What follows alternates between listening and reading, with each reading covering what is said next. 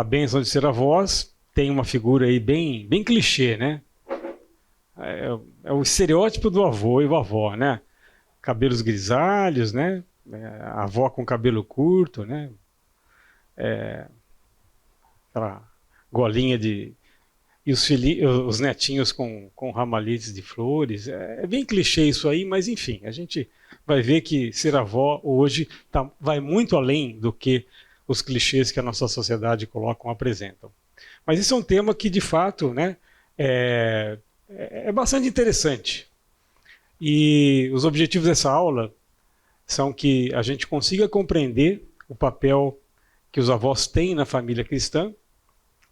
Os avós têm um papel central na sociedade, né? Mas como nós somos cristãos, esse papel recebe ênfases especiais da parte de Deus, e nós vamos ver que como indivíduos, avós, nós também temos um papel muito importante a cumprir. Temos que entender a necessidade de sermos avós intencionais. Essa é uma palavra que eu tenho visto muito na mídia ultimamente, né? O pessoal fala muito de ser intencional. Isso, os avós não fogem também dessa intencionalidade. Isso é para nós.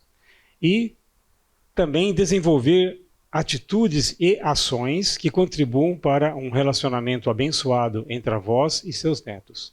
Então, esses são os objetivos que nós vamos tentar cumprir dentro dos nossos 90 minutos, 80 minutos de aula. Bom, nós temos alguns itens pelos quais nós vamos passar hoje. Nós vamos ver que avós são uma bênção em dose dupla. O que quer dizer isso aí? Que tem 2 netos? Não é bem isso aí. Nós vamos ver. Mas também vamos ver aonde que a Bíblia fala de avós.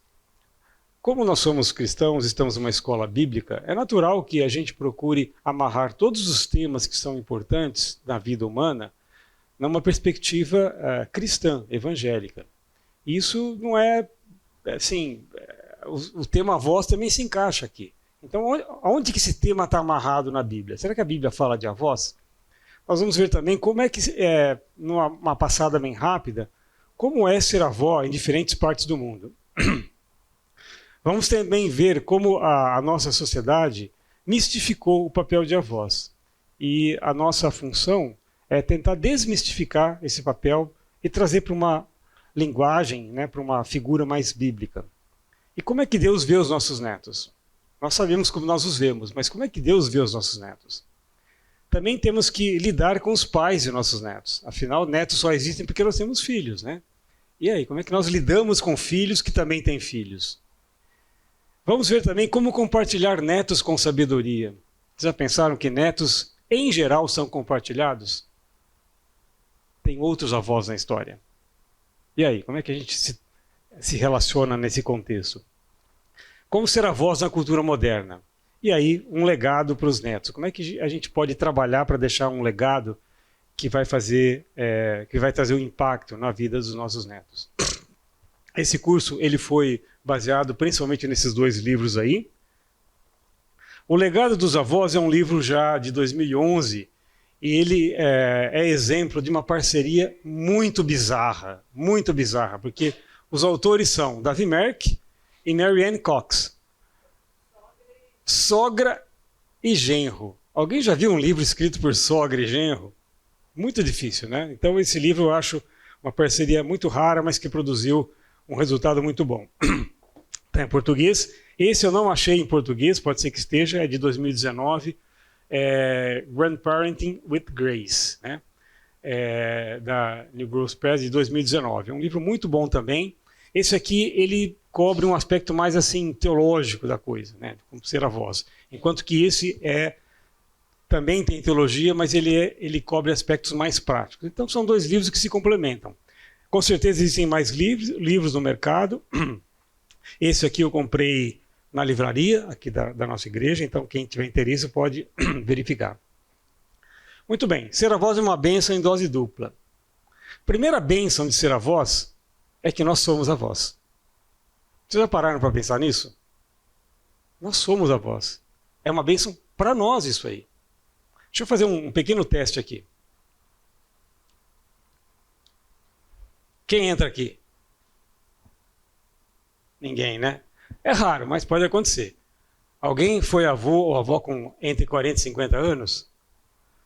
50 e 60? Quase a maioria, né? 60, 70? Mais de 70? Aí talvez, nem sei se tem gente com mais de 70 aqui, mas enfim.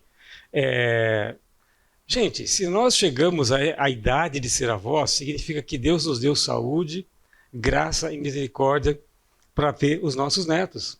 Pensa bem, quantos já partiram antes de nós?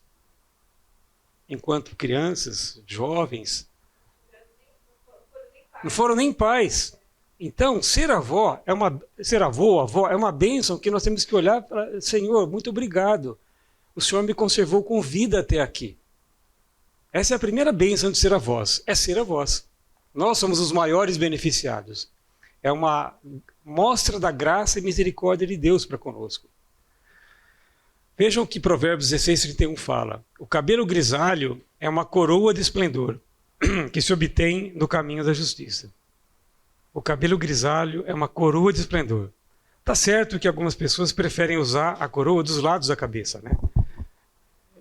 E não em cima, né? Não tem nada aqui em cima. Mas, de qualquer maneira, é uma referência de que a velhice, a idade mais avançada, os cabelos grisalhos, são uma coroa de esplendor. Essa é a primeira bênção de ser avós. É olhar para a nossa vida, né? Ver até onde Deus nos conduziu e dar graças a Ele. Os nossos cabelos brancos, e aqui vamos colocar outras coisas também, as nossas dores quando levantam, um monte de coisas, né? São uma coroa de esplendor. Que, embora isso possa doer às vezes para a gente, mas graças a Deus porque chegamos até aqui. Mas a outra bênção, né, da dose dupla de ser avós é que os nossos netos também têm que ser abençoados pelo fato de nós sermos avós. E como é que os nossos netos podem ser abençoados? Salmo 71:18 diz: Agora que estou velho, de cabelos brancos, não me abandones, ó Deus, para que eu possa falar da tua força aos nossos filhos e do teu poder às futuras gerações. Então os nossos netos são abençoados na medida em que nós comunicamos a eles aquilo que aprendemos da parte de Deus. Que os nossos netos conheçam a Deus, conheçam a força de Deus, o poder de Deus. As futuras gerações têm esse privilégio através daqueles que os antecedem. Os avós, os pais e assim por diante. Então, se por um lado eu sou abençoado pelo fato de ser avó, pelo outro lado, os nossos netos também são abençoados pelo fato de eu ser avó. Eu tenho essa obrigação, nós temos essa obrigação de transmitir a eles o caráter de Deus, falar da força, do poder de Deus e assim por diante. Então isso significa ser uma bênção em dose dupla. Muito bem, onde é que a Bíblia fala sobre avós?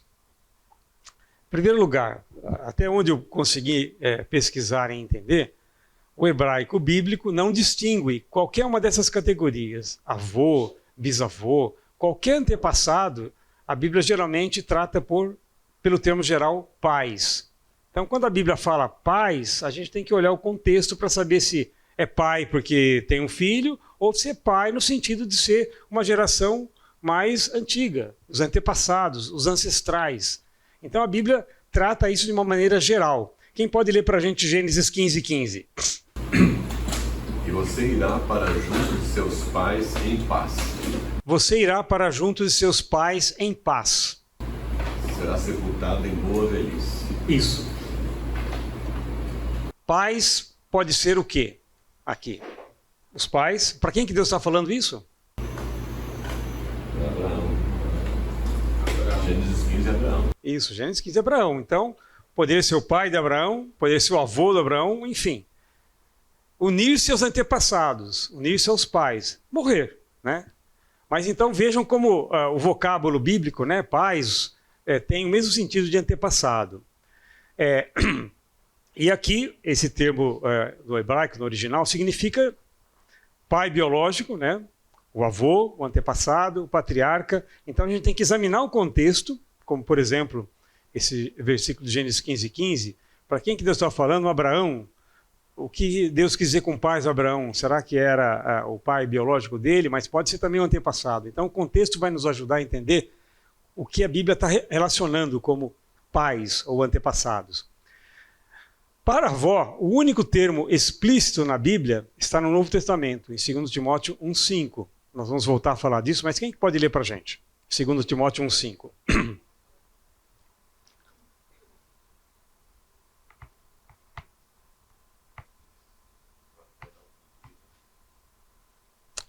Isso.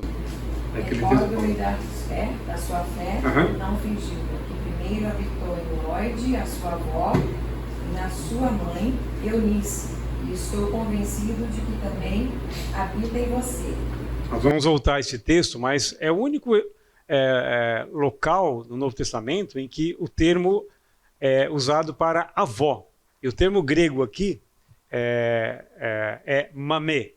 Mamê significa, no grego mais ancestral, mais primitivo, era o som que as crianças mais novas faziam quando queriam chamar a mãe. Né? Parecido, né? Mamãe. Mas mamê era um termo de criança, né? Que depois, no grego que a Bíblia utiliza, que é o grego koiné, foi traduzido como avó mesmo, de fato. Então é o único local nas Escrituras, né, no Novo Testamento, em que aparece um termo distinto para avó. E netos. Se a gente for procurar bem, da mesma forma que que a Bíblia trata de forma generalizada, usa um termo mais geral para avós, antepassados, também vai usar para os filhos dos filhos, os netos. Não existe um termo específico para netos. A Bíblia usa algumas expressões como filhos dos filhos, descendência, geração futura, às vezes que nem nasceu ainda, N gerações. Esse N é quando a Bíblia fala até a segunda, terceira, oitava, 10ª geração. Tá? Vamos ver dois exemplos. Salmo 128, versículo 6 e Gênesis 50, 23. E veja os filhos dos seus filhos, haja paz em Israel. Que veja os filhos dos seus filhos, ou seja, netos, né? Tudo bem, não existe um termo hebraico para netos específico aqui, mas todo mundo entende essa expressão. Filhos dos filhos. E Gênesis 50, 23. Na NVT já fala neto. Neto, isso. Eu estou na nova linguagem internacional também, que eu prefiro usar, também já tem. Então, quando aparece neto, que a gente lê neto, é a tradução de uma expressão mais geral como essa. Gênesis 50, 23. José viu os filhos de Efraim até a terceira geração. Também os filhos de Maquir, filho de Manassés, os quais José tomou sobre os seus joelhos. Isso. Então, José, né, nos momentos que antecederam a morte dele, né, ele recebeu Efraim e Manassés, que eram seus filhos, e em relação a Efraim, diz que viu os filhos de Efraim até a terceira geração. Né? Qual é a terceira geração? Vamos lá. José é a primeira, Efraim é a segunda, agora a terceira geração dos filhos de Efraim. Então, netos, bisneto. Então, devia ser bisneto. Depende de se o hebraico aqui inclui José ou não. A gente pode pensar, bom, José está fora e conta depois dele, mas se incluir, então conta José, inclusive. Então, de um jeito ou de outro, né, deveria ser neto ou bisneto de José. Mas vejam que o termo não fala exatamente netos, né? Mas embora a Bíblia não trate especificamente sobre avós ou netos, mas ela fala dos indivíduos, dos avós, dos indivíduos netos. E isso é o que importa. A Bíblia traz princípios gerais que todos nós, como indivíduos, temos que aprender e obedecer. E como é ser avó em diferentes partes do mundo? Eu trouxe aqui uma ligeira comparação entre Oriente e Ocidente sobre o papel dos avós. Vamos ver primeiro na cultura ocidental. Os avós exercem um papel afetivo e de apoio, mas não é um papel estrutural. Ou seja, as famílias continuam bem sem os avós. Na prática é isso. Né? Os avós são legais, são importantes, mas no Ocidente cada família é muito individual. Os avós não são uma parte essencial da família, no sentido de ser bem estrutural. Mas o seu papel afetivo e apoio é interessante, né? Os netos curtem os avós, né? Pelo menos deveriam curtir, né? E os pais, vamos na casa da vovó, do vovô. Então existe assim aquele papel mais afetivo, né? O foco no Ocidente está na autonomia das gerações. Hoje é muito comum avós trabalharem, pais trabalharem e, às vezes, dependendo da idade, os netos também trabalham. 3 gerações, né, que estão coexistindo e cada uma tem seu trabalho, exerce sua função na vida. Então, isso mostra que o Ocidente encara com muita autonomia essas gerações, né? Também o envelhecimento no Ocidente é mais ativo, né? Hoje as pessoas têm suas obrigações, têm seus empregos. Quando a gente olha para certas instituições, para certas organizações, a gente vê gente que fala, nossa, esse cara aí acho que morreu e esqueceram de enterrar, né? Pessoas tão velhinhas lá, mas estão lá, estão liderando, são CEOs de empresas. Isso mostra que no Ocidente é normal se esperar das pessoas, mesmo na idade adulta, que ela tenha uma vida produtiva até mais tarde, né? Nossa sociedade também é fortemente individualista, né? E isso mantém os avós na sua posição de avós, mas como indivíduos também autônomos, né? Que são capazes de ter sua vida própria, enquanto Deus der saúde, né? Não puder depender de outros, de terceiros, eles têm uma vida bastante ativa. Existe também uma alta mobilidade geográfica nos nossos dias e no Ocidente, né? Os avós moram em um lugar, os pais e com os netos em outro, às vezes os pais em um lugar, os netos em outro lugar. Então, a vida hoje exige, né, tem demandas que às vezes forçam as pessoas a morarem em lugares diferentes. Então, isso é uma característica que, não só nos tempos modernos, mas também no Ocidente, isso é muito valorizado. Geralmente se espera que avós façam visitas ocasionais, né, na casa dos netos. Claro, avós podem morar com os filhos e netos. A vida pode trazer algumas surpresas e imprevistos que exijam isso, mas no geral, quando os avós são autônomos e independentes, como família, eles podem visitar ocasionalmente os netos. E quando eles são velhinhos demais, eles vão para uma casa de repouso, né? Aí a família se reúne, os filhos, os netos, falam, não dá mais, agora a gente tem que internar o papai e a mamãe numa casa de repouso porque não dá mais. Isso se chama terceirização do cuidado. A partir de uma certa altura, claro, nem todo mundo faz isso, mas é uma opção hoje, nos dias de hoje, né? Uma opção válida, tem casas de repouso muito boas por aí, e é algo que às vezes vai fazer um bem muito grande, não só para o idoso, como também para a família dele. Sabe que ele está num lugar mais tranquilo. E no Oriente, como é que é? O Oriente respeita e obedece os pais e os ancestrais. Todo mundo sabe que os orientais têm uma veneração muito grande pelos ancestrais, muitas vezes até uma veneração religiosa. Eles cultuam os seus ancestrais, né? Isso mostra a admiração que eles têm pelas gerações que passaram. Os avós geralmente ocupam uma centralidade maior no seio da família. São pessoas que às vezes moram juntos, são ouvidas. Eles são os transmissores de tradição e sabedoria. Eles dão conselhos ativamente. E a família procura os conselhos deles. Eles também são responsáveis pela transmissão de valores religiosos e morais. Têm um papel ativo na criação dos netos. Têm um papel ativo na mediação de conflitos familiares. As famílias buscam conselho diante de um conflito com os mais velhos, né? Porque eles sabem que ele deve ter sabedoria para resolver o problema, né? E terceirização, que é normal no Ocidente, é uma vergonha no Oriente. Uma família que coloca os seus genitores mais velhos numa clínica, isso é visto como vergonhoso no Oriente. Então vejam como são situações bem diferentes, né, que os avós enfrentam, né?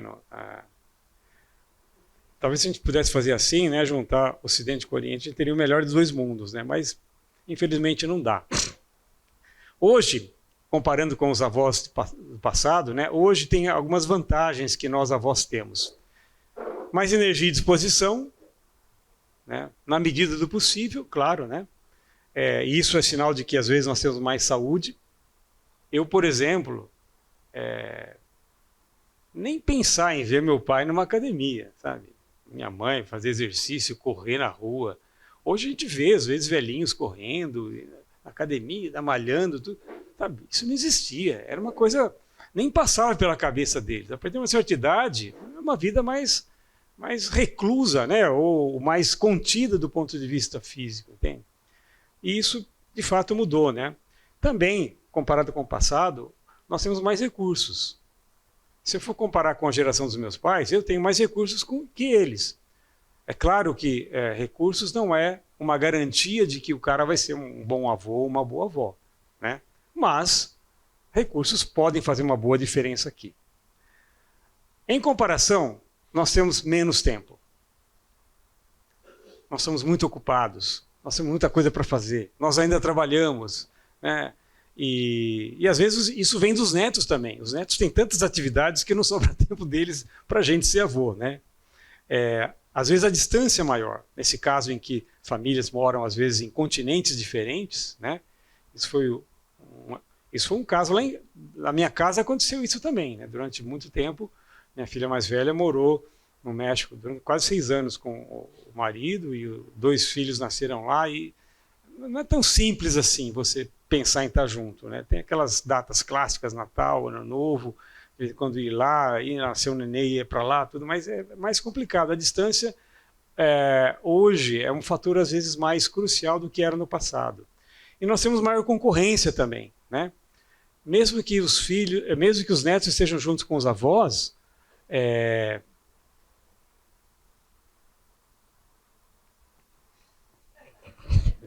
não sobra tempo, nem vê às vezes que o avô está lá. Por quê? Está jogando, está não sei o quê, está lá na rede social, não sei o quê. Então, hoje são muitos fatores que trazem essa concorrência. Mas o fato, gente, é que as coisas vão mudar ainda, não sei se para melhor ou para pior, mas um dia o mundo vai ser dos avós. Essa estatística aqui mostra que um pouco antes de 1900 até 1950, os idosos, né, com mais de 65 anos eram uma proporção muito pequena da população humana. Olha aí, 3%, depois passou para 4%, em 1950, 5%, em 2000 pulou um pouquinho mais, 7%. Mas o que chama a atenção nessa figura não é só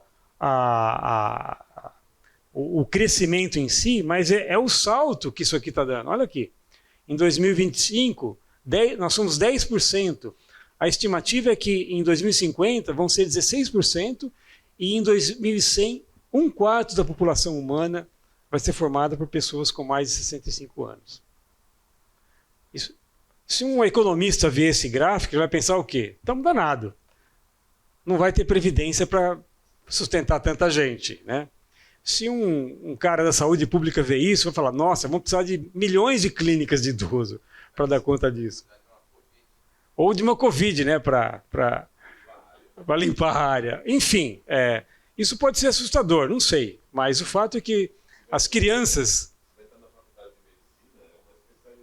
É uma especialidade, né? A geriatria... O capitalista vai explorar esse mercado. Já está explorando. Já está explorando. O mercado prateado. É todo voltado para o pessoal que tem dinheiro e que tem idade, né? Tem idade e dinheiro. Então isso vai trazer muitas consequências para a gente, para os idosos, mas também para as gerações futuras.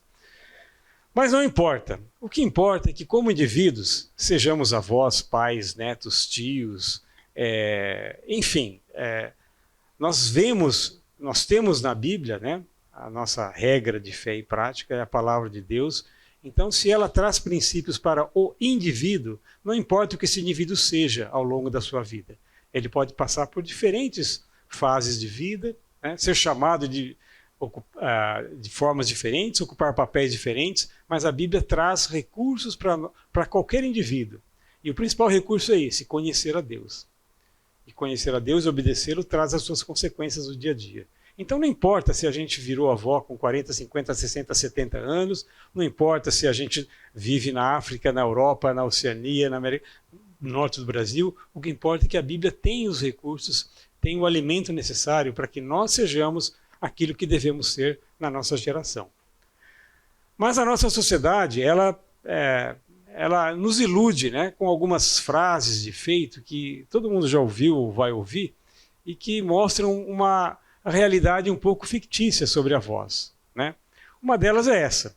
O melhor de ser avós é estragar as crianças e depois mandá-las para a casa dos pais. Todo mundo já ouviu isso, né? Aquela ideia de que os avós são bem indulgentes, eles estragam as crianças, né? E esse provérbios que tratam dessa questão estão em todas as línguas do mundo. Em todas as línguas do mundo tem algum ditado, algum provérbio que fala que avós estragam as crianças, né? Os netos são duas alegrias. Uma quando chegam, outra quando eles vão embora, né? Isso pode até ser verdade, mas não é bíblico, viu? Não é bíblico. Mas de vez em quando, às vezes, pode ser verdade, né? Os netos preenchem um espaço no seu coração que você nunca soube que estava vazio. Também pode ser verdade, mas isso diminui. Isso reduz o papel da pessoa que não é avô. Ou porque não tem filhos, ou porque os filhos não tiveram filhos. Sabe, a única coisa que preenche o vazio do nosso coração é Deus. Claro que as pessoas que nós amamos também, de certa maneira, nos completam. Mas depositar toda a esperança em netos, em crianças, em filhos, isso não é bíblico, né? Isso é uma dádiva, é um dom que Deus dá. Alguém falou? Como?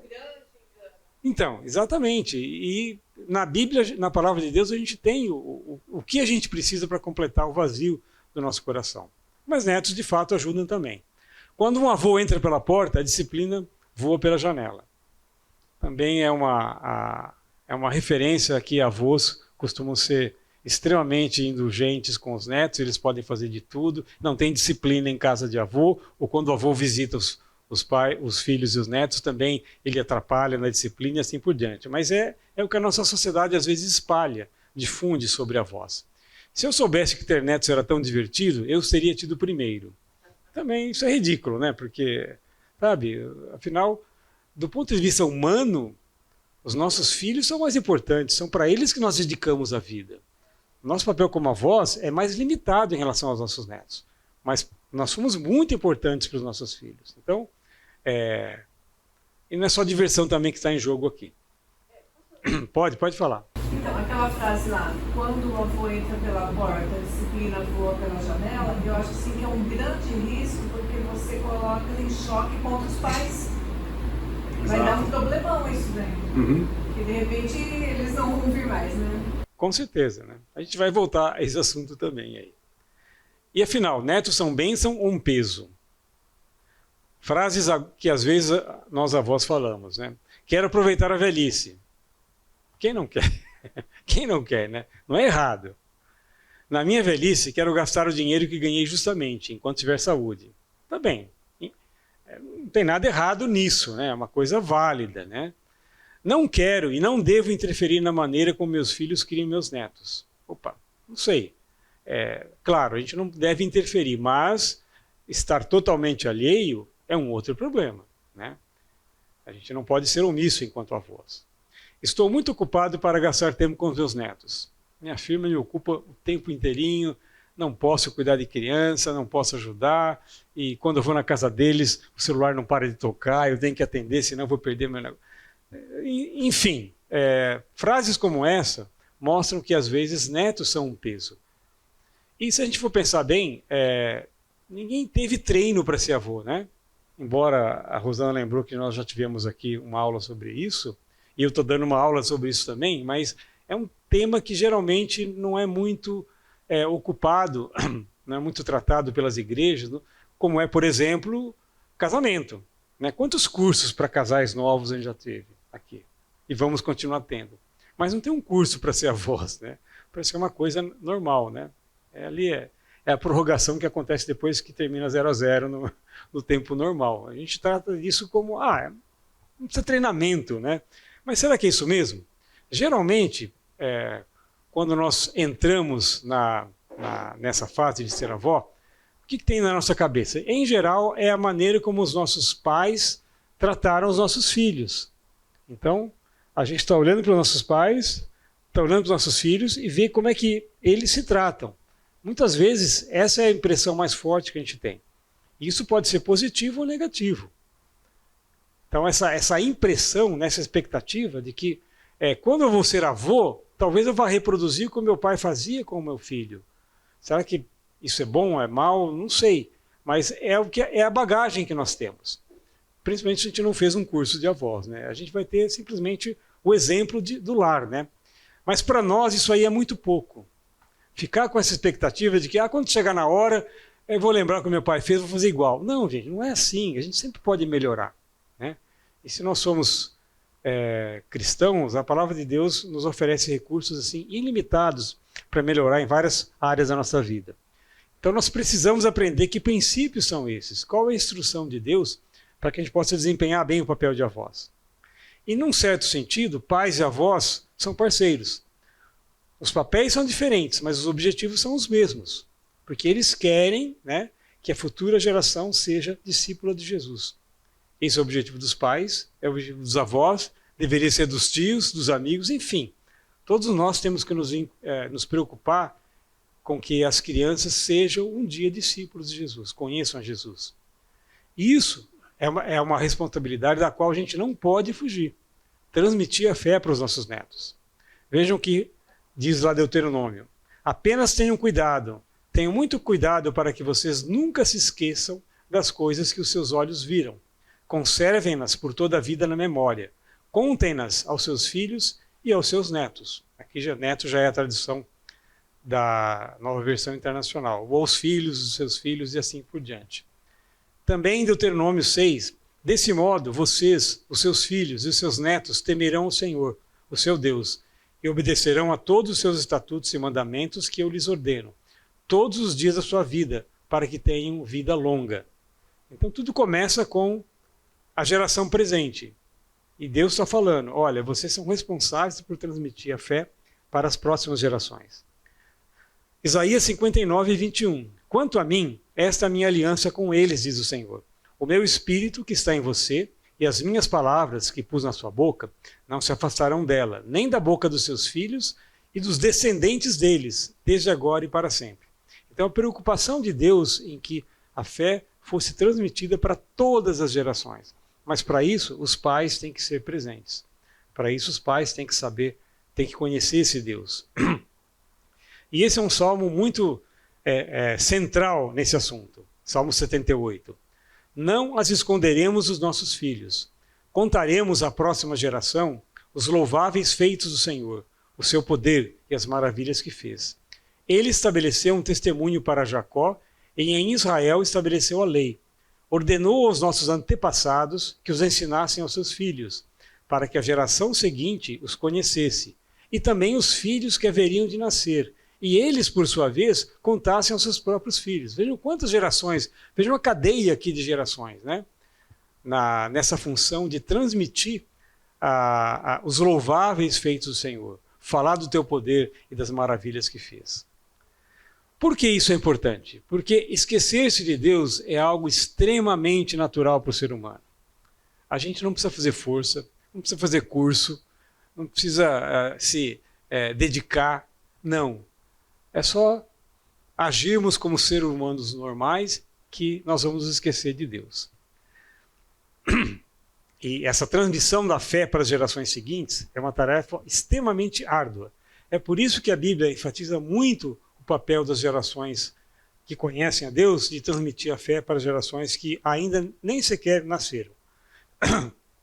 Mas a gente sabe que, infelizmente, nem sempre a instrução bíblica na infância vai garantir uma vida futura com Deus, porque cada pessoa é livre para tomar a sua decisão.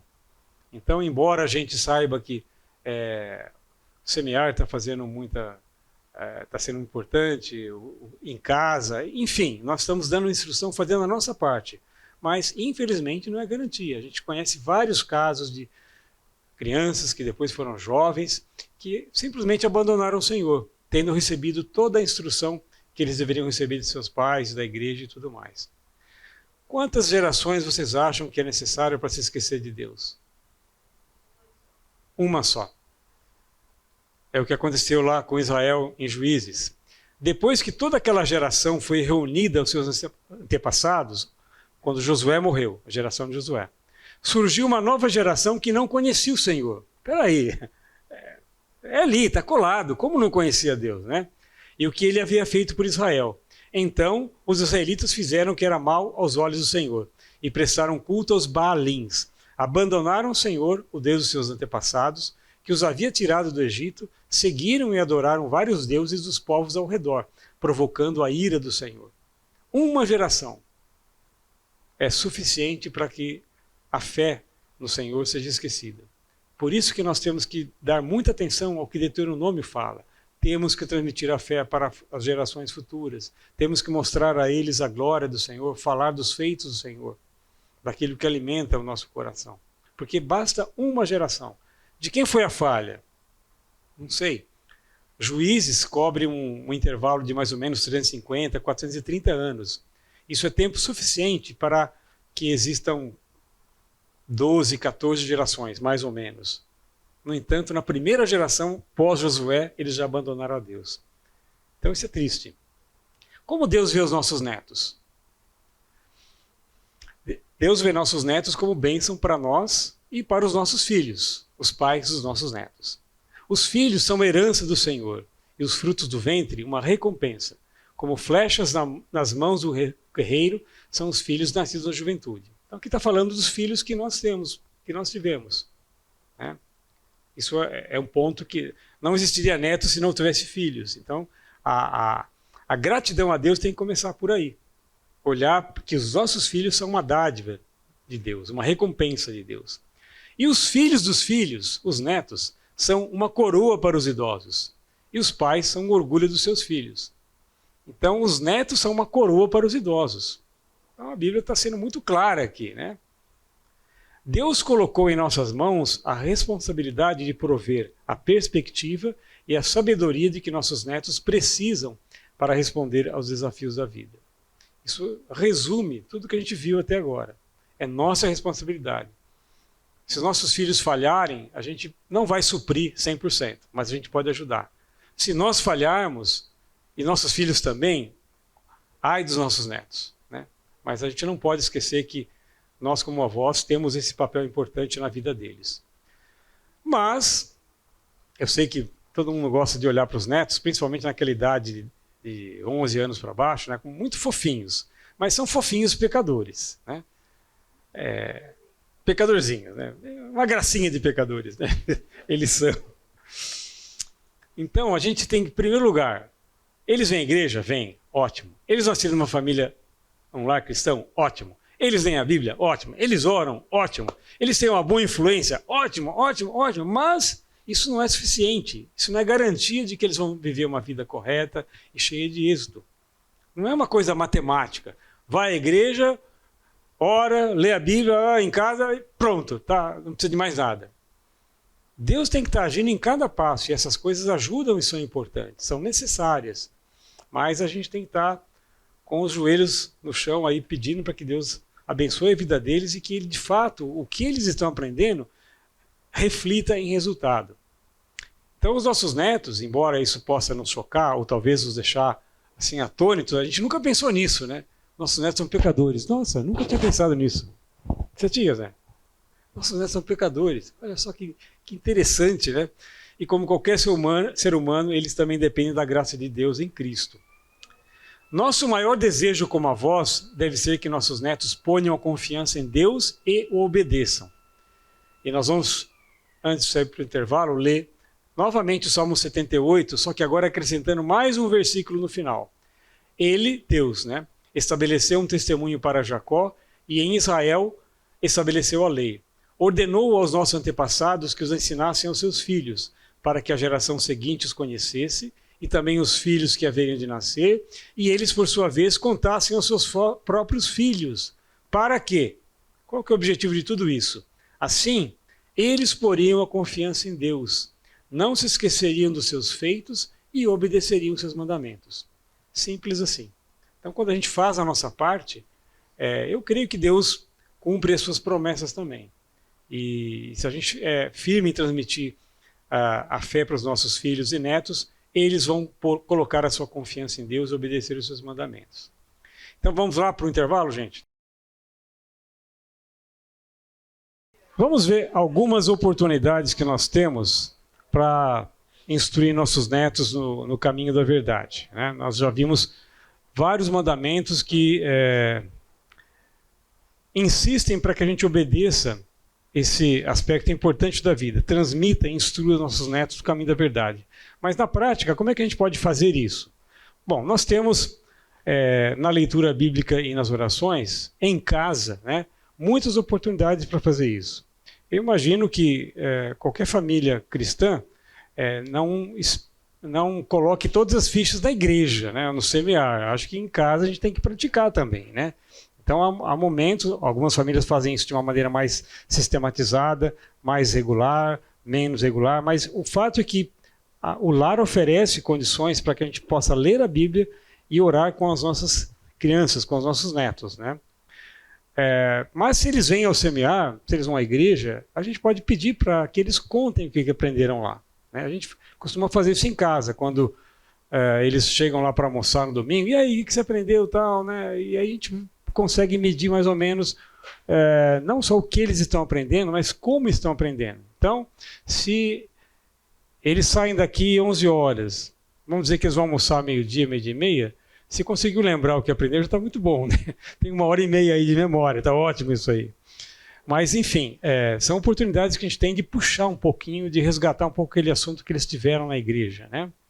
Nas conversas cotidianas, a gente fala sobre tanta coisa, né? Com netos, por que não pode falar também sobre a palavra de Deus, né?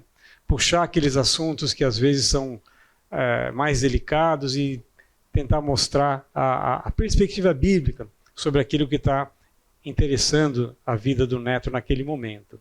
Na escolha do entretenimento, muitas vezes a oportunidade surge para você buscar algum entretenimento com seu neto. Assistir um filme, fazer um programa diferente.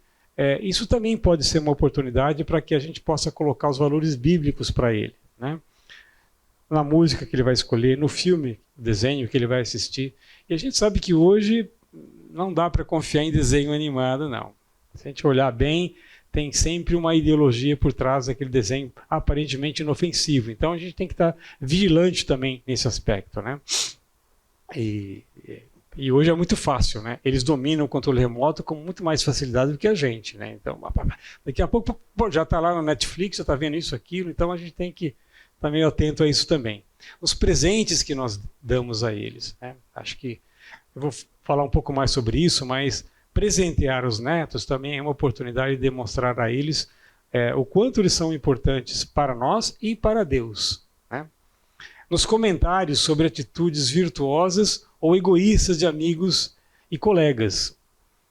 Às vezes eles chegam para você, puxa, vô, não gostei que aquele cara fez hoje no futebol, ele falou isso, ele fez aquilo e tal. Você pode falar, tá bom, a vida é assim mesmo. Tudo bem, é um comentário válido, mas você pode puxar um pouco mais o assunto. Olha, ele fez isso, por que ele fez isso? E você, como reagiu? Será que Deus não pode trabalhar com ele e também com você? Então sempre há motivo para a gente poder trazer Deus para uma conversa cotidiana com o neto. Nos momentos de tristeza ou derrota. Desculpa. Os nossos netos também às vezes se entristecem. Às vezes a tristeza é porque o pai não deixou fazer o que ela queria, né? Mas às vezes a tristeza é por alguma coisa que aconteceu, algum bullying que ele recebeu, alguma coisa que ele viu, ou então uma derrota, né? Quando os netos já têm uma certa idade e começam a jogar bola, jogar tênis, isso é bom, como é bom eles perderem. Nossa, eu vejo meus netos, como eles precisam perder. Viu? Às vezes você aprende muito mais perdendo do que ganhando, né? Então, são momentos assim que a gente tem que explorar também. As 3 grandes responsabilidades que nós, avós, temos para com os nossos netos na área espiritual. Instrução, correção, oração. Oração não tem limite. Correção tem, mas também é possível, faz parte do nosso papel. Instrução também não é ilimitada, né? A gente tem que tomar cuidado para não haver choque com o que eles estão aprendendo em casa, tudo mais. Como pais e avós cristãos, a gente sabe o que pode ensinar uma criança de 5, 6, 7, 10, 11, 12, 15, 16, 17 anos. Sempre há motivo, sempre há tempo para a gente ensinar essas coisas. Em relação à oração, existem 4 grandes motivos para a gente orar pelos nossos netos. O primeiro deles é pela conversão. Como nós já vimos, eles são tão pecadores como qualquer ser humano e necessitam da graça de Deus. Então, às vezes, a conversão da criança se dá ainda quando criança. Numa aula, a gente percebe, às vezes, uma conversa puxada, né, com a criança e tal. E aí, que você já aceitou? E a gente pode levar a criança a fazer uma oração para aceitar a Jesus. Enfim, mas conversão é importante, é básico, gente. A gente tem que estar preocupado com isso. Pelo caráter da criança também. O que a gente está transmitindo para elas? Né? Que caminhos nós vamos mostrar para que ela siga? Que valores ela tem que adotar como modo de vida? Pela sua vocação e profissão. Hoje isso também é crucial. Nós temos que orar por isso. A gente não sabe que mundo vai existir daqui a 5 anos. No rumo que as coisas estão levando, com o poder que a inteligência artificial está assumindo em todas as áreas da vida humana, a gente não sabe o que vai ser esse mundo daqui a 5 anos. Então, vamos falar para o meu neto que, não, faça a faculdade A ou B. Será que isso vai ser um bom conselho? Já está sendo? Não sei. Então, nós temos que orar para que Deus tenha misericórdia e mostre a eles o que eles vão fazer num mundo que está em transformação assim muito radical. Também. Isso também, né? Afinal, a gente espera que um dia eles casem, tenham seus filhos, né? Então, já orar pelo futuro casamento deles. Tá, e agora a vovó Lloyd. Ela, de fato, foi uma avó intencional. Recorda-me da sua fé não fingida, que primeiro habitou em Lloyd, a sua avó, e na sua mãe, Eunice. Estou convencido de que também habita em você. Então, Paulo reconheceu o papel... Hã? Isso aqui? Tá. Não tem problema. Acho que eu passei rápido também. Sei. Tem um celular aí, acho que está sim. Tá. Acho que vai ser disponibilizado depois. Então, Paulo reconheceu a importância da avó de Timóteo na formação da fé dele. A sua fé é não fingida. E ela se manifestou primeiro na sua avó, depois na sua mãe e agora em você. E por conta disso, né, qual foi o resultado? Paulo aqui, ele aponta para a razão. Foi a fé da sua avó e da sua mãe que atuou em você. E hoje você tem uma fé não fingida. E qual foi o resultado? Desde criança você conhece as Sagradas Escrituras, que são capazes de torná-lo sábio para a salvação por meio da fé em Cristo Jesus. Então Timóteo recebeu, né, conheceu a salvação, porque desde criança ele foi ensinado. Ele conhecia as Sagradas Escrituras e isso foi passado pela sua avó. Então Timóteo, né, poderia não ter sido assim. O lar de Timóteo era um lar potencialmente complicado, né? O pai era grego. A gente não sabe se ele era cristão ou não. Mas imagino que talvez não fosse. Pelo menos ele não aparece na história do Novo Testamento. Aparecem apenas a avó, a mãe e o neto, Timóteo. Então era um lar potencialmente complicado, o lar de Timóteo. Mas, graças a Deus, Timóteo foi ensinado pela sua avó, pela sua mãe, e ele acabou sendo uma pessoa que foi útil para Deus, para Paulo, né, como auxiliar de Paulo, e para a igreja de Deus em geral. Então vejam a condição que Timóteo acabou chegando, né, porque uma avó e uma mãe trabalharam aquilo que... Para nós também, exatamente. Né? Então, ele chegou nessa condição porque uma avó e uma mãe não se furtaram da sua responsabilidade de transmitir para Timóteo, né, as Sagradas Escrituras. Wesley, sobre a questão de Paulo falar isso, eu sempre penso que Paulo conviveu dentro da casa deles, porque ele discipulou Timóteo. Então não era assim como às vezes a gente vê as pessoas da igreja um tempinho, poxa, pessoa legal, parece que ela tem uma fé bacana e na balada. Não, ele conviveu dentro do lar dela. Assim. Ele conhecia a avó e a mãe, possivelmente. Exato, e esse testemunho é muito importante, porque ele é forte, ele é íntegro. Ele conviveu dentro da casa deles. Então, quando ele fala não fingida, quantas pessoas a gente não conhece que são cristãs domingo o dia inteiro e segunda-feira os filhos acham que eles não são cristãos. Então não é um cristão de domingo. Isso para mim é a balizar mesmo o dia a dia delas e a fé não fingida. Sim. Possivelmente Paulo ia comer pão de queijo com café feito pela avó Lloyd, né? Eu vi esse versículo, mas não lembro onde está agora. Mas acho que tinha. Gente, isso é complicado. Antes de lidar com os nossos netos, a gente tem que lidar com os pais deles, nossos filhos. E aí é importante reconhecer o limite que existe entre as gerações. Né? Não adianta. Aqui eu estou falando para baby boomers, certo? Tá bom. Os nossos filhos são da geração Millennium, isso. Baby Boomer, vai até 64. Então, mas você...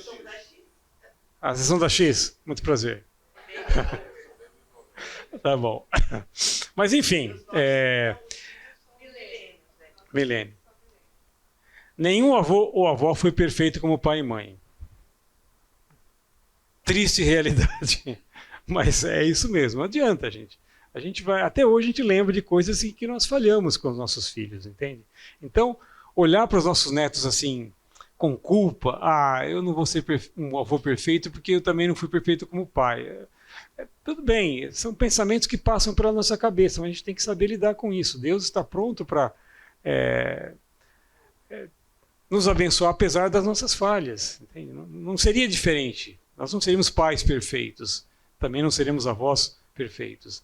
Relacionamentos mal resolvidos entre pais e filhos podem se refletir no relacionamento com os netos também. Isso é outra realidade inescapável, não tem como. Se a gente tem problemas com os nossos filhos, isso de alguma maneira espirra também para os netos. Os netos vão acabar sentindo isso. Avós dominadores que extrapolam os limites de seu papel e responsabilidade levantam barreiras entre eles e seus filhos e netos. Infelizmente, muitos avós são dominadores e querem impor a sua perspectiva, o seu modo de vida na criação dos filhos e agora dos netos também. E isso vai criar conflitos, vai trazer conflitos, sendo avós dominadores. Mas, do outro lado da escala, tem avós omissos, que também é um problema. Avós omissos que evitam se envolver no desenvolvimento de seus netos produzem filhos e netos indiferentes. O avô é tão omisso que os pais e os netos se dão bem, os filhos e os netos se dão bem, não precisa muito a presença dos avós, porque eles são omissos, e às vezes essa omissão ela recebe um tratamento como resposta de indiferença mesmo. Meus pais não estão nem aí com os meus filhos, então também não vou estar nem aí com os meus pais, entende? Então, às vezes, isso pode ser um motivo de conflito. E do outro lado também tem os pais passivos, que transferem as suas responsabilidades aos avós. Também contribuem para famílias disfuncionais e deixam os netos confusos. Então o problema pode não ser só os avós, mas os avós são tão bons que os pais tiram o pé do acelerador e... então, cuida aí, vai. A instrução espiritual fica com vocês. Eu não vou assumir porque vocês são muito bons, foram muito bons conosco, vão ser muito bons com nossos netos também. Isso também está errado. São pais omissos, pais passivos. As famílias devem conversar, de preferência de modo sincero e construtivo. Por quê? Porque às vezes é necessário confissão e reconciliação de coisas que aconteceram lá no passado. E acontece, a gente sabe que acontece, mas há tempo para a gente poder conversar. O casamento dos filhos, a chegada dos netos, isso muda a dinâmica da família. Não é a mesma coisa, são agora famílias diferentes. Então, às vezes, há necessidade de estabelecer novos alvos, novas estratégias, novos procedimentos, novas rotinas. E os avós têm que estar abertos para isso e os filhos também. Porque senão os netos vão ficar naquele turbilhão de mágoas e ressentimentos, ou de falsas alegrias, e a coisa não vai andar bem. Então, reconhecer que, apesar do passado, sempre há tempo ainda para o perdão e para estabelecer um novo propósito de vida. Nunca é tarde para a gente acertar essas coisas com os nossos filhos. Senão, nós vamos ter que carregar ainda a culpa de não acertar as coisas com os nossos netos, porque não agimos adequadamente com os nossos filhos. Paulo em Efésios fala sobre isso. Livrem-se de toda amargura, indignação, ira, gritaria e calúnia, bem como de toda maldade. Sejam bondosos e compassivos uns para com os outros, perdoando-se mutuamente como Deus os perdoa em Cristo. Mas aqui não está falando de netos, está falando de indivíduos, de pessoas. E nós somos avós, somos pessoas. Nossos filhos são pessoas, nossos netos também são pessoas. Então isso cabe para a gente. Não vai ter uma exortação específica para avós e netos e filhos aqui. Mas para pessoas a gente sabe que existe, isso tem que ser aplicado no contexto dos nossos lares. Os avós têm que ensinar os netos a respeitar os pais. Às vezes é difícil, mas precisa. E a Bíblia também é clara nisso. Filhos, obedeçam aos seus pais no Senhor, pois isso é justo. A casa dos avós não deve ser aquele lugar assim, totalmente livre da autoridade dos pais, né? Entrou em casa, pai não manda, quem manda são os avós. Não tem nada disso, né? Os filhos carregam o seu dever de obedecer aos pais, independente do lugar onde eles estão. A não ser, a partir de uma certa idade, tudo bem. Mas enquanto eles estão debaixo da autoridade e do zelo dos pais, podem ir para a casa do avô, do bisavô, tem que obedecer aos pais. A casa dos avós não é uma terra de ninguém. Encorajar ou propor uma desobediência velada aos pais, embora pareça aproximar os avós de seus netos, contribui para erodir os laços de confiança entre eles e seus pais. E isso também desonra a Deus. Sabem o que é isso, né? Propor uma desobediência velada. Não, menino, não vai fazer isso. Aí o avô chega lá, a avó chega lá. Aqui você pode fazer. Na casa do avô você pode. Deixa sua mãe sair, a hora que ela sair a gente faz, tá? Sabe, isso é trabalhar contra, né? Sabe, não é cristão uma coisa dessa. Nosso segredo, né? Como é que é o negócio assim? Sabe, que isso, gente? Não é assim, não. A gente tem que... Nós estamos assim... Quando a gente faz isso, a gente mostra que a gente não gosta dos nossos filhos. A gente está jogando os netos contra eles. Eles têm que obedecer aos seus pais. Mas pode haver situações em que, de fato, a gente não concorde com o que os nossos filhos estão fazendo com os nossos netos. E aí, o que a gente faz? Não tem uma resposta, não tem um versículo para isso. A gente tem que orar e pedir a Deus uma oportunidade para a gente possa falar com eles, de repente esclarecer, olha, bem assim, tal, a gente acha isso, o que vocês acham? Vamos conversar, tal. Sabe, famílias são para essas coisas também. Então, se a situação surgir, vamos orar. Tem que começar por aí. Outro ponto delicado, compartilhar netos. Ai, meu Deus. Ainda bem que Oswaldo e Nayá nem Fernando estão aqui na sala. Mas eu não vou falar mal deles, não, pode deixar. Ciúmes e comparação entre famílias. Isso às vezes acontece e é triste, né? O ciúme acontece porque os avós querem mais tempo junto com os netos, né? E ficam se comparando. Mas porque ficou já 2 dias com eles e não ficou aqui, não sei o que e tal. Ou então a comparação é na base dos presentes. Você viu? Compraram aquilo para a criança, né? Onde você viu dar um computador Apple para uma criança de 15 anos, sabe? E fica vendo. Isso é nocivo, né? Ou então a competição é pelas viagens, né? Foram para a Disney de novo, sabe? São comparações que... isso é nosso, é inevitável. A gente faz comparações, né? Mas se a gente ficar remoendo aquilo e com aquela inveja, né? E tentar compensar de alguma maneira na carne, isso vai ser pior para a gente. Ou então disputar o afeto e a atenção dos netos, né? O neto entra em casa e tal, e não sei o quê, e artificialmente, às vezes, tentar comprar a afeição dos netos com carinho excessivo, dando doces, não sei o quê, presentes. Isso mostra um problema interior mais sério, a inveja, né? O avô, a avó estão competindo com os outros avós, né?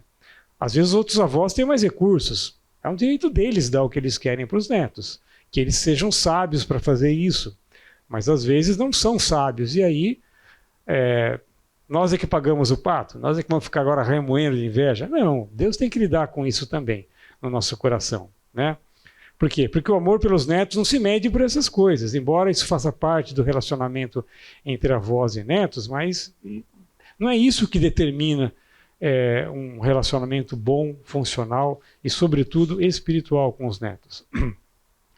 E por que isso é importante? Porque, embora a gente consiga perceber e discernir situações desse tipo, o outro avô está tentando comprar o neto. Você percebeu, mas a criança não vai perceber, não adianta. Dependendo da idade, ela vai se entregar ao outro avô porque ganhou um presente, uma bicicleta, não sei o quê. Sabe, criança não entende isso. Então, Você entende. Se você não consegue mudar a criança, ou não consegue falar com o pai, ou muito menos com outro avô, fique quieto, ore, peça para Deus trabalhar o nosso coração. Mas as crianças não vão perceber isso. Então, tentar compensar isso jogando contra ou tentando, de alguma maneira, suplantar o que o outro avô ou avó fez, às vezes pode ser imaturidade nossa. O amor é paciente, o amor é bondoso, não inveja, não se vangloria, não se orgulha.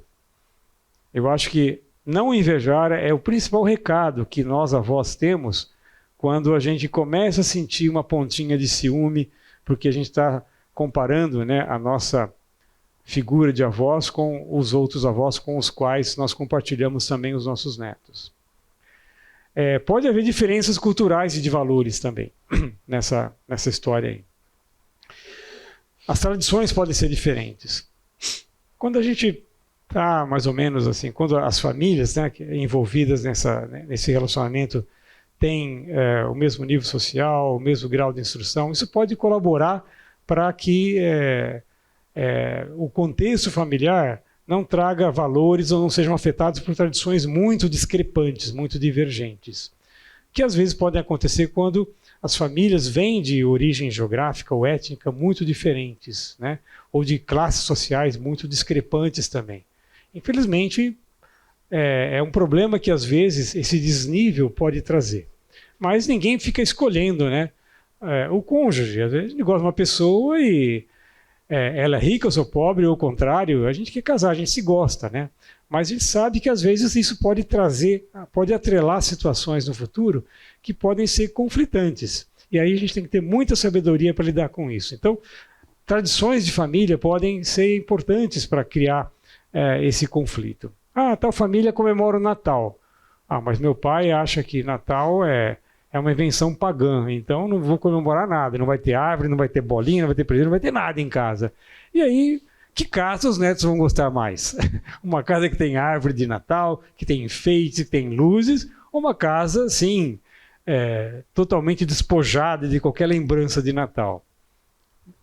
Dependendo da idade, a criança não vai ser tocada por esse argumento. O Natal é uma criação pagã, não sei o quê. Não, o Natal é o de Jesus, isso tem que ser comemorado, né? Então faça isso de uma maneira assim sábia, né? Sem você estar adorando imagens. O ano passado, eu lembro que a gente comprou um presépio. Nunca tive presépio em casa. Eu falei, vou comprar um presépio. Aí comprei lá uma manjedoura, um estábulo, né? Eu tive que usar a palavra estábulo para eles entenderem o que era, né?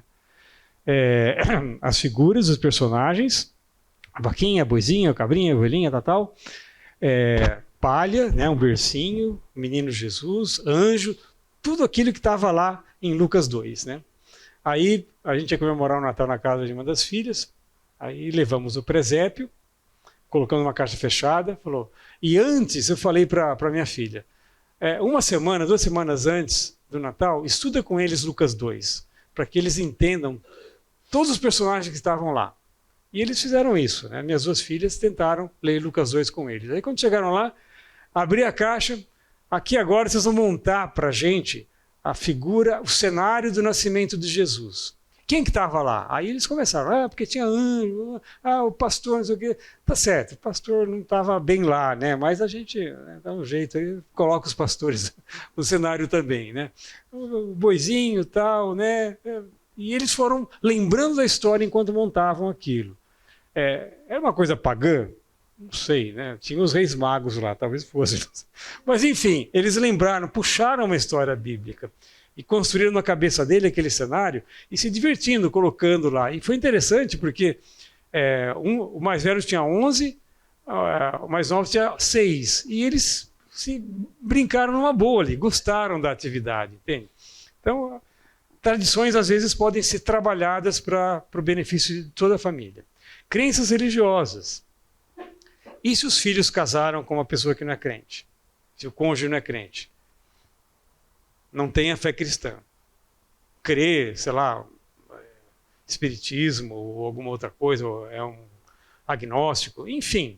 São situações que nós não escolhemos, né, na vida, né? São escolhas dos nossos filhos. Mas a gente agora tem que lidar com os outros avós que não são crentes. né? E quem vai transmitir a fé para os filhos? A responsabilidade é minha. E como eu vou fazer isso, né? Hábitos alimentares. A minha avó faz uma feijoada, mas a outra avó, nossa, horrível, não sei o quê. E a criança, às vezes, começa a fazer diferença entre casas porque os hábitos alimentares são diferentes. Então é interessante como isso também pode ser um ponto de tensão e conflito entre os avós, né? Eles fazem comparações.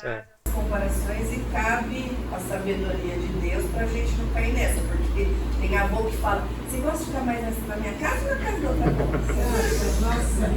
Você gosta mais do bolo que eu faço?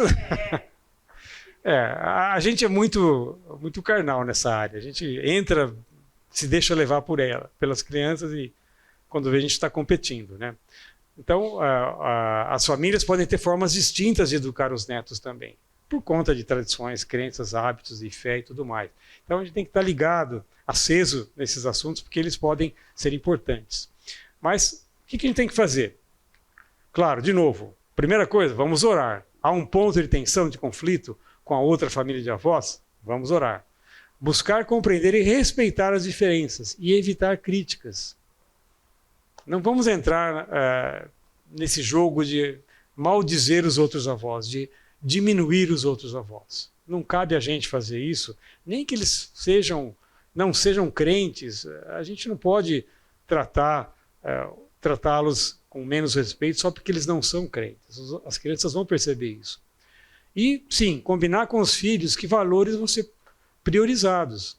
Se há um problema assim crítico de, olha, os hábitos daquela família não são bem legais, os pais da sua nora, do seu genro, enfim, chama os filhos, vamos conversar. Olha, vocês são cristãos, o que vocês acham que é importante? É isso?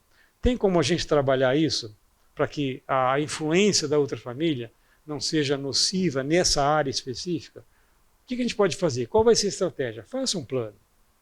Se possível, naquilo que depender de vocês, vivam em paz com todos os homens.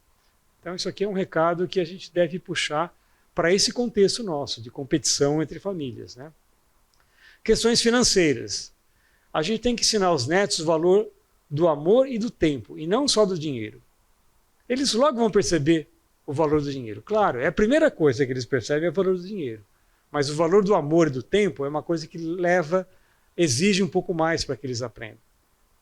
Os meus netos, 6, 7 anos, já chegam me pedem para fazer um pix. Toma banho. Que pix aqui? Eles já sabem o que é um pix. Caramba. Então, a primeira coisa que eles sabem é o valor do dinheiro. Então, a gente tem que ensinar para eles que outras coisas mais importantes têm valor também. Valorizar as experiências simples e os momentos de convivência. Isso é importante, estar juntos, né? Vamos fazer alguma coisa juntos, uma atividade juntos. Evitar competir por meio de presentes. O outro avô deu uma bicicleta. Eu vou dar um patinete elétrico. O outro avô deu isso, eu vou dar aquilo. Gente, isso não vai parar nunca. Isso não tem fim quando começa nisso, né? Evitar exibicionismo nos encontros da família. Por algum motivo, os dois casais de avó vão estar juntos. Então é a hora de eu mostrar quem eu sou e o quanto eu tenho. Vou chegar com aquele carro, vou chegar com aquela roupa, não sei o quê, a mulherada. De novo, é uma competição fútil, isso em que a gente entrou. Jesus falou lá em Lucas, então ele lhes disse, cuidado, protejam-se contra todo tipo de ganância, porque a vida de um homem não consiste na quantidade de seus bens. Já pensou uma criança de 8, 9, 10 anos que entende isso? Que a vida não é só os bens materiais? Olha que bênção, uma criança que tem a capacidade, né, de entender através da conversa com o avô, ou mesmo com o pai, de que a vida não é só presente. Isso não é o mais importante. Que os pais têm um papel fundamental em conversar com eles, mostrando a diferença entre as famílias. Exato. E os pais percebem quando está acontecendo alguma coisa assim. Precisam conversar, na casa da vovó tem isso, na casa do outro avô não tem. Ou um faz uma coisa ou outra diferente. Os pais, tem papel fundamental dos pais. talvez mais do que dos avós. Os pais, ao perceber essa situação, eles têm que interferir. Interferir, eu estou falando que a gente teve, nossa, minha mãe teve 10 netos, a outra avó 12, então 11. Então, havia muito isso. E aí nós, como pais, nós tínhamos que falar assim, ó, veja o valor de estar com seu avô, assim, puxar por respeito, na verdade. Puxar para a honra dos avós, mesmo que eles tenham feito algo que magoou os netos, ou deu mais para um neto, deu menos para o outro. A gente tinha que fazer isso. Então, isso é papel fundamental dos pais. Esse é outro ponto também que às vezes gera conflito, né? Com quem os netos vão passar o Natal? E o Réveillon? Os dois avós estão vivos e os dois querem que o Natal seja na casa deles. Teoricamente isso é fácil de resolver. Lá em casa a gente resolveu assim. Um ano em casa, outro ano é lá. Vocês se viram. A gente abriu mão disso e se deu bem. Teve que fazer. Eventualmente, às vezes, uma comemoração se dá com os outros avós. Isso é muito raro. Mas, se não, um ano aqui, outro lá. Ano para aqui, ano ímpar lá. Não tem jeito, né? Este ano o aniversário é lá em casa. E eu faço questão e não abro mão. A avó bateu o pé, a avó bateu o pé e eu comprei presente que tal. Este fim de semana é nosso. Já ouviram isso? Ou melhor, já falaram isso? Esse fim de semana é nosso. Tem que ser lá em casa. Não aceito desculpa. Vamos viajar juntos de novo, né? Aquela história. Então, para isso, planeje-se com antecedência, tenha espírito de cooperação, seja flexível, disposto a ceder algumas vezes. Isso é complicado, a vida é complicada, então não tem o que fazer. Mas Deus idealizou assim o casamento, né? O homem deixa pai e mãe, vai ser uma família só, mas tem os pais que estão ali, e às vezes é importante estar junto. Mas junto com quem? Quando? Com que frequência? Aí a gente tem que ser muito sábios para resolver. Foque na alegria do convívio, não na posse do tempo. O importante é a alegria de estar junto, e não o quanto tempo a gente vai estar junto. Nada façam por ambição egoísta ou por vaidade, mas humildemente considerem os outros superiores a vocês mesmos. Às vezes, a gente tem que ceder com esse princípio bíblico. Olha, vamos deixar que o outro casal de avós tenha a preferência e a gente abre mão para que reine uma paz maior na família, né? Esse ponto também é crítico, diferenças espirituais. Às vezes um casal de avós não é cristão, e pode haver tensões por conta de fés e valores diferentes. Mas a gente tem que sempre mostrar o amor de Cristo nessas atitudes, né? Não desprezar, não maldizer, não tentar proteger os netos, né? Impedindo que eles vão à casa dos outros avós, mas às vezes ensinar os netos com sabedoria e naturalidade pode ser a solução do problema. Na medida que eles podem entender, converse com eles. Estimule os netos a orar pelos outros avós, pela conversão deles. Eles vão entender isso. E confiar que Deus trabalha no coração de todos. Se meu filho, minha filha, casou com um cônjuge cujos pais não são crentes, às vezes o cônjuge é os pais, não. A nora ou o genro se converteram já depois de jovem, mas os pais não. Mas a situação está criada. Então, que Deus possa estar nos orientando o que fazer. Sejam sábios quanto à sua maneira de viver para com os de fora, aproveitando ao máximo cada oportunidade. Os outros avós são os de fora. A gente tem que ser sábios para com eles. Como ser avós na cultura moderna?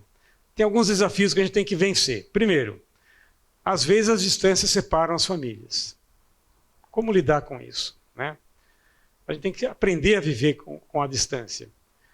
Mas se nós formos avós intencionais, a gente tem que tomar iniciativa para encurtar a distância. E tem várias maneiras que a gente pode tomar iniciativa para encurtar a distância.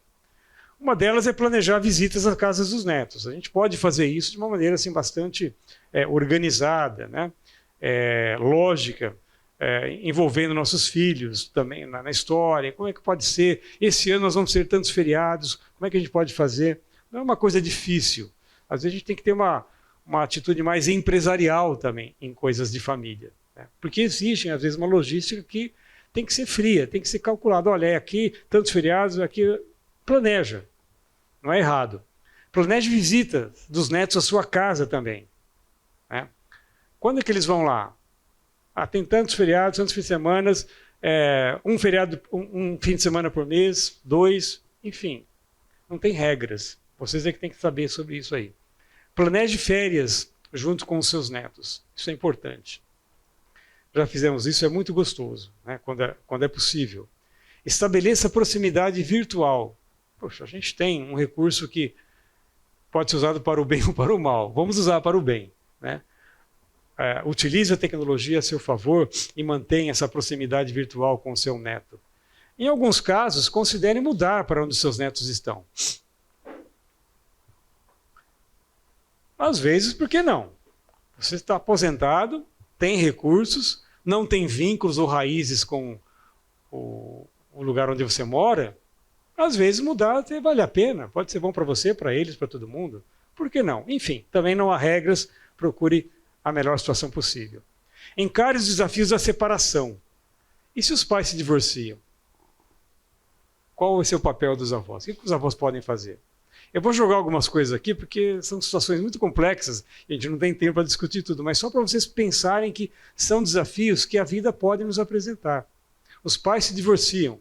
A gente tem que suportar em oração, não expressar amargura em relação à parte culpada na frente dos netos. Minha nora se divorciou do meu filho. Eu vou lá e meto o pau nela na frente dos netos. Não é certo isso. A gente tem que ter espírito sacrificial para apoiar os netos nesse momento que para eles é extremamente difícil, pode ser muito traumático. Mas se isso acontecer no seio da nossa família, a gente tem que estar preparado para isso também. Paciência diante de restrições legais para ver os netos. Uma das partes exigiu a guarda total dos netos e me proibiu a outra parte, o outro cônjuge, de ver os netos e até os avós. Se a lei determinar isso, a gente tem que cumprir, gente. É triste, é duro, mas a gente tem que estar preparado também para essas situações. E se os próprios avós já estão separados quando os netos nasceram? Em alguns casos pode até se separar depois. Né? A gente não sabe, cada pessoa é uma pessoa, mas enfim, o que fazer com isso? Encarando os desafios do recasamento e da adoção. Outra situação difícil, outro desafio. Avô ou avó pode se casar novamente com alguém que já tem netos. Isso pode acontecer também. Eles se separaram, né? Ou um deles morreu e o avô casou e a outra pessoa já tem netos. E agora? Como tratar os outros netos, né? Opa, acho que eu pulei aqui. Aqui. Um dos filhos pode se casar novamente... Opa, para aí. Um dos filhos pode se casar novamente com alguém que já tem filhos. É outra possibilidade. E aí, o novo neto pode ter uma personalidade, uma identidade cultural ou étnica que é difícil de aceitar. Agora, meu filho ou minha filha se casou com alguém, né, um chinês que veio trabalhar aqui na CPFL e tal, e agora o que eu faço? Os outros avós são chineses, o que eu faço, meu Deus? Né? Vejam o que a palavra nos fala. Portanto, aceitem uns aos outros da mesma forma que Cristo os aceitou, a fim de que vocês deem glória a Deus. Por quê? Porque Deus não mostra favoritismo. A gente também não pode mostrar favoritismo entre netos diferentes, principalmente nessas situações que podem nos pegar de surpresa. Isso pode acontecer também. Um dos pais morre, ou ambos os pais morrem. E aí? Quem vai cuidar dos netos? Não tem casa de repouso, né, para idosos, mas não tem para netos, né? Às vezes os avós têm que assumir isso aí. Porque crianças que perdem os pais podem ser extremamente complicadas. Isso pode ser um trauma que vai ser levado para a vida toda. Filhas solteiras podem engravidar e o homem não assume o relacionamento. Eu conheço casos assim. E aí? A moça vai morar em casa e leva a criança. E a criança, às vezes, vai ter nos avós um papel muito mais destacado do que teria se estivesse numa família mais normal, né? Necessidades financeiras podem exigir um envolvimento maior do tempo e recurso dos avós. Olha, eu não desejo para ninguém essas situações, mas às vezes pode acontecer. E se acontecer, a gente tem que estar preparado para isso, gente. E Deus vai dar forças e recursos para nos ajudar a vencer essas situações. Para terminar, vamos passar rapidinho aqui, deixando um legado para os netos. Isso é importante. Não é só comer macarronada com os netos domingo. O que eles vão levar da gente para o resto da vida quando a gente deixar de existir? Dinheiro, bens, memórias, isso é importante, mas eles têm que ser fiéis a Deus. Eles vão lembrar o que da gente? O vovô só reclamava, só metia o pau no governo, só reclamava do time de futebol dele. O que eles vão falar da gente? O que eles vão lembrar da gente? Aquilo que a gente é no dia a dia, né? Que tipo de caráter a gente vai estar demonstrando, vivenciando para os nossos netos? O que eles vão falar no dia do nosso funeral? Eles vão lembrar do quê? O que eles vão falar? Se derem a palavra para eles, o que eles vão falar para a gente lá no funeral? A gente não vai ouvir, mas o que os outros vão ouvir a nosso respeito pela boca deles, né? Esse texto de Tito, quando Paulo se refere aos homens idosos, ele destaca esses atributos: moderados, dignos de respeito, sensatos, sadios na fé, no amor e na perseverança. E em relação às avós, às mulheres idosas, reverentes na sua maneira de viver, não serem caluniadoras nem escravizadas a muito vinho, mas ensinem o que é bom. Esse é o legado que os homens idosos e as mulheres idosas têm que deixar para as gerações seguintes. Algumas sugestões práticas para melhorar o relacionamento com os filhos e netos, algumas delas vocês já sabem. Resista à tentação de dar palpites, quando não é pedido. Elogie seus filhos, pelo que você vê nos acertos da criação dos seus netos. Evite criar dependência financeira desnecessária, às vezes é necessária, mas se não for, evite isso. Não faça chantagem reclamando de poucas visitas, poucas ligações, poucas viagens juntos, né? Respeite a maneira pela qual seus filhos criam seus netos. Não interfira na disciplina que seus filhos aplicam aos seus netos. Eles são os pais. Não adianta você falar, coitadinho, né? Levou um beliscão.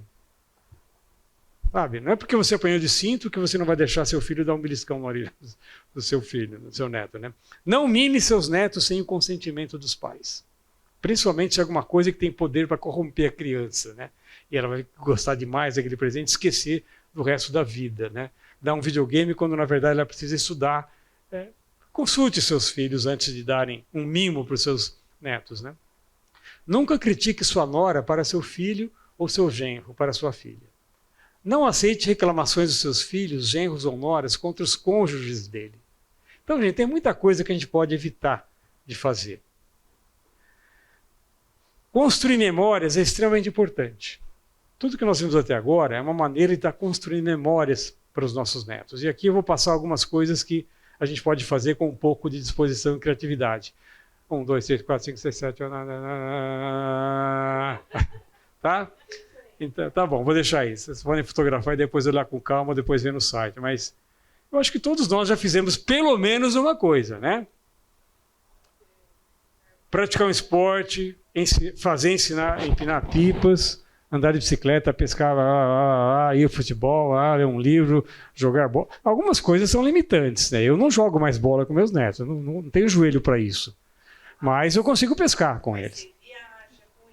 Não, viajo, na medida do possível, viajo, né?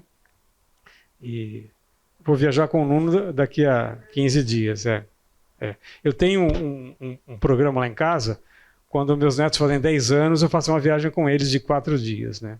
Então, eu já saí com 2, que fizeram 10, o terceiro já fez 10 anos agora, e era para estar fora essa semana, mas não deu certo, eu vou sair dia 8. E a ideia é passar só eu e ele, só nós dois. Nenhuma avó para atrapalhar. Eu só não vou sair com a minha neta. Não, só o vô, mas você tem as viagens que ele faz, não dá para competir. Não. É só o vô que vai? Nossa,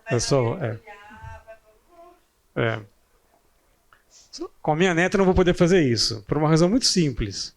Se a gente está viajando e ela quiser ir no banheiro, eu não posso ir com ela e nem ela ir comigo. Então, aí vai sobrar para a avó. A neta, a avó vai ter que levar, né? Mas menino, não tem problema, né?